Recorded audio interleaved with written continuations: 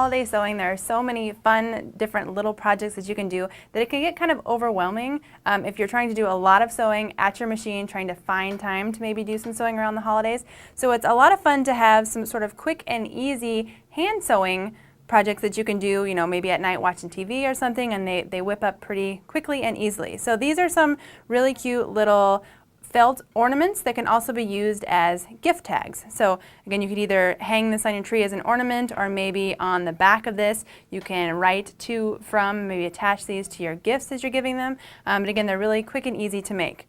So all of them come from these little patterns here, and this is available to download, and all you would do is cut out the shape and then cut them out of felt and sew them together. So I'm just going to show you some quick and easy tips for how to construct these and sort of how to embellish them and make them your own. So again, all these are made out of felt. They're all pretty small, so I honestly just have lots of scrap felt that I have used for other projects in my stash. You can see I just have cut sort of little sections off of them. From one sheet of craft felt you can make dozens of these little ornaments. So no need to run out and buy a lot of felt. If you have little scraps, that's more than enough for these projects. So all of these are put together using blanket stitches around the outside edge, which I will show you, and then a couple of them have some beads as embellishments. So first I'm going to show you how to attach the beads to your, this is a little sugar cookie that's pretty cute. So we would have our pieces cut out here, and you can see I have sort of my frosting section and then two pieces of cookie section. So we want to attach our beads to this first, that way any knots or any threads are on the back. We don't see them once this gets put onto our actual cookie. Now when you're putting beads on, you can use any kinds of beads you want. This is a pretty small piece for the project, so you want fairly small beads, but you can use these little seed beads. You can use ones that are sort of these longer beads here, anything you want. And for me, I don't do a lot of beading, so I don't have necessarily beading needles or special thread for that, but what I do recommend having just on hand for any kind of sewing, hand sewing, is just a huge collection of hand sewing needles, because a lot of different needles, they come in different sizes. The opening, the eye of the needles are bigger or smaller on a lot of needles. Obviously the lengths differ quite greatly, and I don't always know what size of needle is going to fit through the bead that I get. So if I have a large selection of needles to pick from, I know that one of these in here is going to fit through whichever bead it is that I pick. So I'm going to pick just a few of these little ones here that I'm going to put on my shape, and I'm just going to put them out on my felt, just a few that way, and then close this back up so you don't have beads rolling all over the place. But so what you want to do is you want to come up from the back side of your felt with your thread, wherever it is you want to put your first bead, and pull it through, but not all the way. So you can see I have my tail here. This has a knot on it right here, and I haven't pulled it through all the way. The problem with using a thin thread like this and pulling it through felt is sometimes it will pull through the fabric. Even if you're tying a fairly big knot, sometimes that happens. So rather than tying knot on top of knot on top of knot to try and make it big enough, what I'm going to do is I'm going to leave my tail out a little bit. I'm going to go back down through the top of my felt, just fairly close to where I came out, pull it through. So now I'm on the back side, and I want to just grab my thread. I'm going through the loop here of where my knot is. I'm going to grab that, and I'm going to pull it tight. Now this way I know that my thread is secured by wrapping it through that little knot, that I'm not accidentally going to pull it through. Now I can bring it back to the front side of my little piece here, anywhere that I want, and I can start putting my beads or my little sprinkles in place. So I can pick up a bead, make sure that the bead goes over the eye of the needle. That would be your sticking point if you've picked a needle that's too big, and bring it down. Now the little seed beads are a lot easier to put on because they're just teeny tiny little beads. Obviously these have a little bit of length to them, so what I want to do is push the bead to the surface of the fabric so I know how long the bead is, have it going in whatever direction I want it to be going in, and then put my needle down just inside the length of the bead and pull it through. This way I know that my bead is going to lay flat on the surface. The thread is going to be hidden on either side of the bead. You're not going to see long thread coming out. If you make your stitch too long, you'll actually see your thread on either side of the bead, and you don't want that. You want the bead to be the star. So now it doesn't really matter where you go from here. You have a long enough piece of thread. You can bring up your needle anywhere you want your next bead to go. Pull it just taut. Pull it too tight, you're going to bend your project over, so just taut along the back. You can pick up another bead, like so. Again, make sure it's going to go over the eye of your needle. Bring it down close to the surface so it's tight. Put it in whichever direction you want it to be going, and then go ahead and put your needle back through your fabric just inside the length of the bead, and go ahead and pull it tight. And again, you see even with this lighter thread and the darker bead, I don't see thread on either side of it because of how I'm doing that stitching. Now once you get done putting however many beads you want on the top of your piece, you can flip it over to the back side and we're going to tie a knot.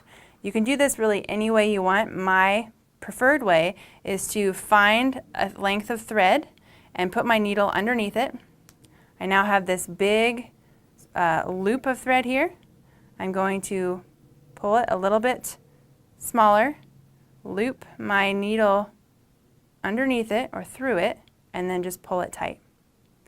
And I'm just going to do that a couple times. So again, I'm going underneath my thread, I'm finding my loop, putting my needle through it, like so, and then pulling it tight.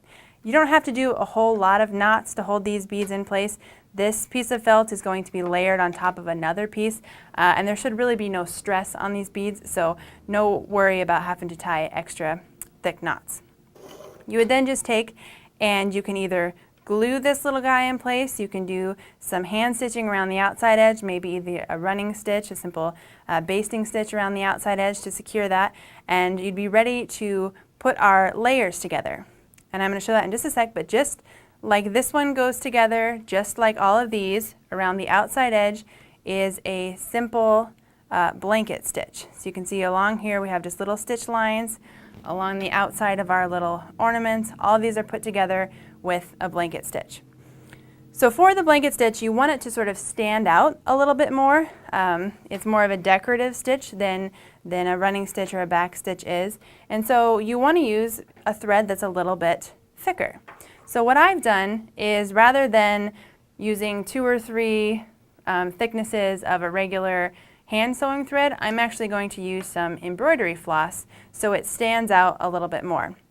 I'm also going to pick a color that slightly stands out from the color of the felt that is being used.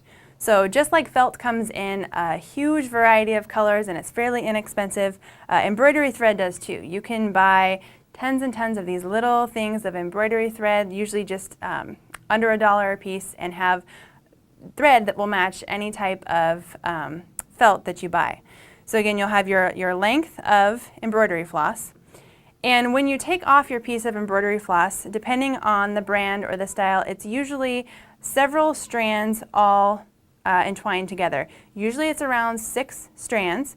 Now you can absolutely decide that you want to use all 6 strands when you are doing your hand stitching, but sometimes that's just a little bit too thick, and so you're going to need to separate those strands apart. So to do that, all you really have to do is sort of roll it in your fingers. When you're looking at your strand, you'll be able to see that it's either twisted to the right or the left, and when you roll it in your fingers, you want to sort of roll it the opposite direction so it starts to unravel a bit. And you can see how easy it is to sort of pull these strands apart. So I'm just separating 2 strands off, and as you pull it down, you kind of want to pull slowly and keep twisting.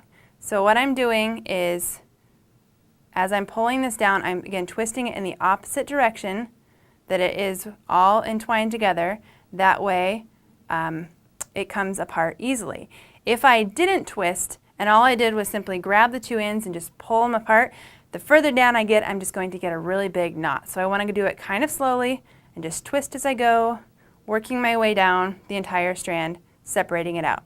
Again, do that until you get however many strands that you want to use. I like to use 2, and then when I run it through my needle, like this one is here, I double it put my knot at the end, and then I have 4 strands together. So again, a quick and easy way to just separate that apart. Go ahead and thread your needle, use as many strands as you want, and you're ready to go.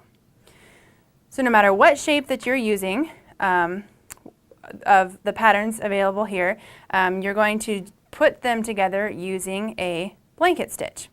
So because I have a fairly large knot at the end, I want to bury my knot somewhere between my layers of felt before I get started.